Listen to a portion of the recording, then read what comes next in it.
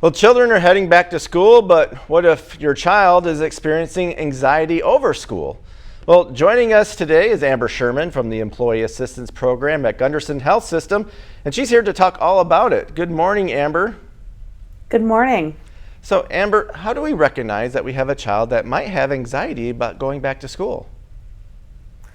So I think that one of the things to pay attention to when you're thinking about your kids going back to school is the frequency that they seem worried or they're bringing it up, maybe even some sleeplessness, things like that. Right around the time school starts, we definitely notice that kids get a little bit more nervous, and sometimes that can be bordering on anxious distress. So, what might typically cause anxiety for a child? I think transitions especially are difficult for kids. So if we think about, we've all fallen into a routine this summer, right? And then we're all of a sudden going back to school and we're seeing our friends and there's more of a structure, and that can definitely generate some anxiety. Not always clinical levels of anxiety, but certainly can stir things up a bit for kids.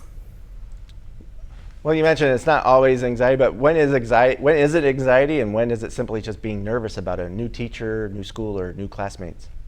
Sure.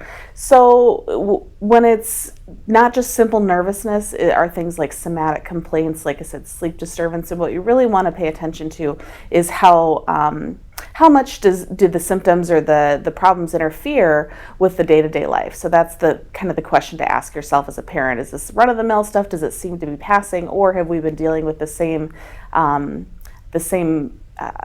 worries, throughout? And that being said, we still don't want to be overly protective, and we want to avoid doing that, right? Sure. I mean, I think that sometimes we can be overly responsive and overly worried about, day-to-day things that come up. However, I think we should listen to our kids. They know themselves best, and they have little thoughts and feelings that need attended to. So if these kids are experiencing more anxiety than a parent can handle, should we get a pediatrician or counselor involved?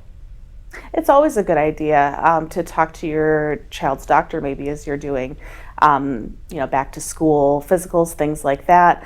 Also, I mean, as far as getting a child involved in some counseling, that's certainly something that's an option, and something that you can access. And, often I would encourage folks to talk to their kids about it and see what they think about going to talk with somebody. I think what we find is that kids are way more open to talking to a counselor than perhaps in previous generations. Okay, Amber, that's good advice. Well, that's all the time we have. Amber, thank you so much for joining us here on Daybreak.